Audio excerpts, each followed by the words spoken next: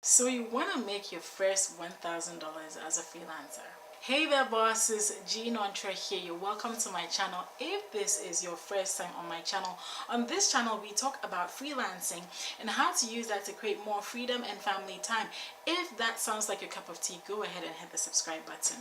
Alright, so when it comes to thinking about, okay, I want to make my first $1,000 as a freelancer, really, it's not that hard. But it is. All right. So essentially, you have to do the math and then you have to consider the value that you bring to the table that you need people to pay you $1,000 for. And I'm going to be talking about that. So do the math. What does that mean? That means that to make $1,000, you need 10 people to pay you $100, or you need 5 people to pay you $500, or you need 2 people to pay you $500, or you need 1 person to pay you $1,000. Really, when you break down the math like that, then it becomes easier for you to envision, okay, I need 10 people this month to pay me $100 for me to hit my mark of earning $1,000 as a freelancer.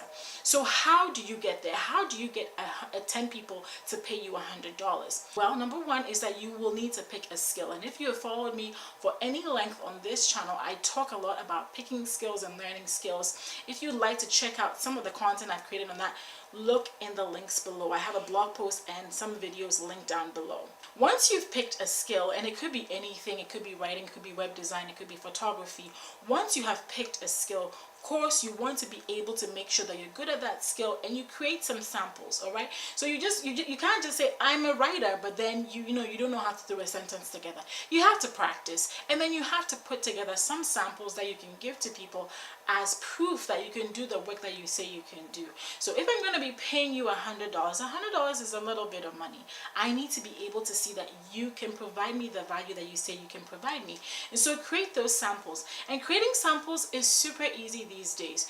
You can use simple and free tools, like if you're a writer, for instance, you can use LinkedIn to create your portfolio, where you just write some, maybe 500-word articles and put them up there. You don't even need to start a blog. Perhaps you're a photographer.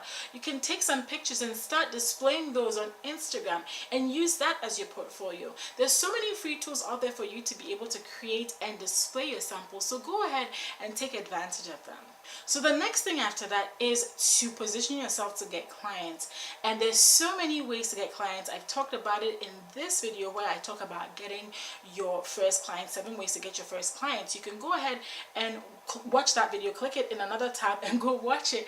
All right. However, what I'll say to you is that start to tell people that you are the thing. Okay, start to tell people that you're a freelance writer. Start to tell people that you're a photographer. People in your circle. The people in your circle may not necessarily become your direct customers, but because now you have told them, whenever they also have a network that is outside the network that you are a part of. When they are out there in their workplaces, at the gym, and somebody says, boy, do I need a photographer.